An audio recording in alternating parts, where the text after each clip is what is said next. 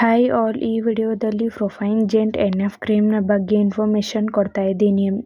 ಈ ಕ್ರೀಮ್ನ ಏಕೆ ಯೂಸ್ ಮಾಡ್ತಾರಂದರೆ ಟ್ರೀಟ್ಮೆಂಟ್ ಆಫ್ ವೇರಿಯಸ್ ಸ್ಕಿನ್ ಇನ್ಫೆಕ್ಷನ್ಗೆ ಬಳಸುತ್ತಾರೆ. ವಿವಿಧ ರೀತಿಯ ಚರ್ಮದ ಸೋಂಕುಗಳ ಚಿಕಿತ್ಸೆಗೆ ಈ ಕ್ರೀಮ್ನ ಬಳಸುತ್ತಾರೆ. ಮತ್ತು ಈ ಕ್ರೀಮ್ ನಿಮ್ಮ ಸ್ಕಿನ್ ಮೇಲೆ ಬರುವಂಥ skin redness, itching, inflammation, swelling, ಇರಿಟೇಷನ್ನ ಕಡಿಮೆ ಮಾಡಲು ಕೂಡ ಬಳಸುತ್ತಾರೆ. ಮತ್ತು ಈ ಕ್ರೀಮ್ನ ಬ್ಯಾಕ್ಟೀರಿಯಲ್ ಸ್ಕಿನ್ ಇನ್ಫೆಕ್ಷನ್ಗೂ ಕೂಡ ಬಳಸುತ್ತಾರೆ. ಈ ಸ್ಕಿನ್ ಇನ್ಫೆಕ್ಷನ್ನಿಂದ ಬಂದಿರುವಂಥ ಸ್ಕಿನ್ ರೆಡ್ನೆಸ್, ಈಚಿಂಗ್, ಇರಿಟೇಷನ್, ಇನ್ಫ್ಲಮೇಷನ್ನ ಕಡಿಮೆ ಮಾಡಲು ಈ ಕ್ರೀಮ್ನ ಬಳಸುತ್ತಾರೆ. ಈ ಕ್ರೀಮ್ ಹೇಗೆ ವರ್ಕ್ ಮಾಡುತ್ತೆ ಅಂದರೆ ಇದರಲ್ಲಿ ಕ್ಲೋಬೆಟಾಜೋಲ್ ಮತ್ತು ನಿಯೋಮಾಸಿನ್ ಎಂಬ ಮೆಡಿಸಿನ್ಸ್ ಇವೆ. ಕ್ಲೋಬೆಟಾಜೋಲ್ ಇದು ಒಂದು ಸ್ಟೆರಾಯ್ಡ್ ಮೆಡಿಸಿನ್. ಇದು ಸ್ಕಿನ್ ರೆಡ್ನೆಸ್, ಸ್ವೆಲ್ಲಿಂಗ್, ಈಚಿಂಗ್ಗೆ ಕಾರಣವಾಗಿರುವಂಥ ಕೆಮಿಕಲ್ ಮೆಸೆಂಜರ್ಸ್ನ ಬ್ಲಾಕ್ ಮಾಡುತ್ತದೆ. ನಿಯೋಮೈಸಿನ್ ಇದು ಒಂದು ಆಂಟಿಬಯೋಟಿಕ್ ಮೆಡಿಸಿನ್. ಇದು ಬ್ಯಾಕ್ಟೀರಿಯಾದ ಬೆಳವಣಿಗೆಯನ್ನು ತಡೆಗಟ್ಟಲು ಸಹಾಯ ಮಾಡುತ್ತದೆ. ಮತ್ತು ಈ ಕ್ರೀಮ್ನ ಗೊತ್ತಿಲ್ಲದೆ ಸ್ಕಿನ್ ವೈಟ್ನಿಂಗ್ ಮತ್ತು ಫೇರ್ನೆಸ್ಗೆ ಬಳಸಬಾರದು. ಈ ಕ್ರೀಮ್ನ ಸ್ಕಿನ್ ವೈಟ್ನಿಂಗ್ ಮತ್ತು ಫೇರ್ನೆಸ್ಗೆ ಬಳಸುವಂಥವರು ಈಗಲೇ ಸ್ಟಾಪ್ ಮಾಡಿ. ಇದರಲ್ಲಿರುವಂಥ ಸ್ಟೆರಾಯ್ಡ್ ನಿಮ್ಮ ಫೇಸ್ನ ಡ್ಯಾಮೇಜ್ ಮಾಡುತ್ತದೆ. ಆದ್ದರಿಂದ ಈ ಕ್ರೀಮ್ನ ಸ್ಕಿನ್ ವೈಟ್ನಿಂಗ್ಗೆ ಬಳಸಬಾರದು. ಇದು ಸ್ಕಿನ್ ಇನ್ಫೆಕ್ಷನ್ಗೆ ಮಾತ್ರ ಯೂಸ್ ಮಾಡುವ ಕ್ರೀಮ್ ಆಗಿದೆ. ಗೊತ್ತಿಲ್ಲದೆ ಈ ಕ್ರೀಮ್ನ ಸ್ಕಿನ್ ವೈಟ್ನಿಂಗ್ ಮತ್ತು ಫೇರ್ನೆಸ್ಗೆ ಬಳಸಬಾರದು. ಈ ಕ್ರೀಮ್ನ ಯೂಸ್ ಮಾಡುವ ಮೊದಲು ಡಾಕ್ಟರ್ಸ್ನ ಕನ್ಸಲ್ಟ್ ಮಾಡಿ ಯೂಸ್ ಮಾಡಿ. ಈ ಕ್ರೀಮ್ನ ಹೇಗೆ ಯೂಸ್ ಮಾಡಬೇಕಂದ್ರೆ ಮೊದಲು ನಿಮಗೆ ಆಗಿರುವಂಥ ಅಫೆಕ್ಟೆಡ್ ಏರಿಯಾವನ್ನು ಕ್ಲೀನ್ ಮಾಡಿ. ಅದು ಡ್ರೈ ಆದ ಮೇಲೆ ಈ ಕ್ರೀಮ್ನ ಅಫೆಕ್ಟೆಡ್ ಏರಿಯಾಗೆ ಅಪ್ಲೈ ಮಾಡಿ. ಡೈಲಿ 2 ಟೈಮ್ಸ್ ಈ ಕ್ರೀಮ್ನ ನಿಮಗೆ ಆಗಿರುವಂಥ ಅಫೆಕ್ಟೆಡ್ ಏರಿಯಾಗೆ ಅಪ್ಲೈ ಮಾಡಿ. ಅಥವಾ ನಿಮಗೆ ನಿಮ್ಮ ಡಾಕ್ಟರ್ಸ್ ಹೇಗೆ ಅಡ್ವೈಸ್ ಮಾಡಿರುತ್ತಾರೋ ಹಾಗೆ ಈ ಕ್ರೀಮ್ನ ಯೂಸ್ ಮಾಡಿ.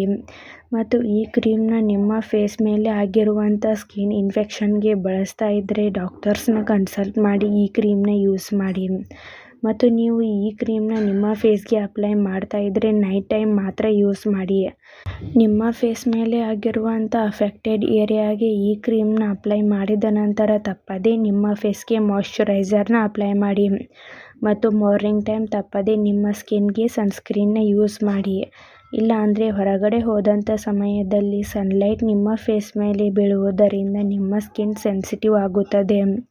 ಇಲ್ಲಾಂದರೆ ಡ್ಯಾಮೇಜ್ ಆಗುವಂಥ ಚಾನ್ಸಸ್ ಕೂಡ ಇರುತ್ತದೆ.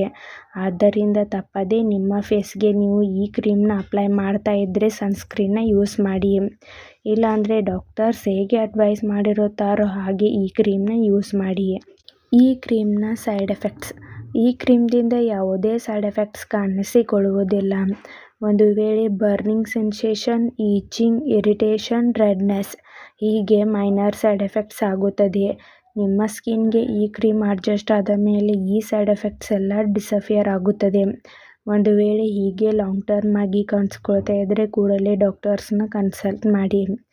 ಈ ಕ್ರೀಮ್ನ ಸೇಫ್ಟಿ ಅಡ್ವೈಸ್.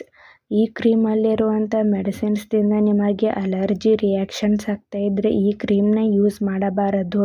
ಮತ್ತು ಈ ಕ್ರೀಮ್ನ ಅಪ್ಲೈ ಮಾಡಿದಂಥ ಏರಿಯಾ ಅಂದರೆ ಅಫೆಕ್ಟೆಡ್ ಏರಿಯಾಗೆ ಬಟ್ಟೆಯಿಂದ ಅಥವಾ ಬ್ಯಾಂಡೇಜಿಂದ ಕವರ್ ಮಾಡಬಾರದು.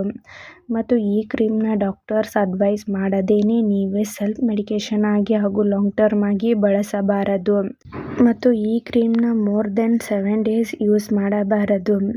ನೀವು ಈ ಕ್ರೀಮ್ನ ಯೂಸ್ ಮಾಡಿದ ನಂತರ ನಿಮಗೆ ಇನ್ಫೆಕ್ಷನ್ ಕಡಿಮೆ ಆಗದೇ ಇದ್ದರೆ ಕೂಡಲೇ ಡಾಕ್ಟರ್ಸ್ನ ಭೇಟಿ ಮಾಡಿ.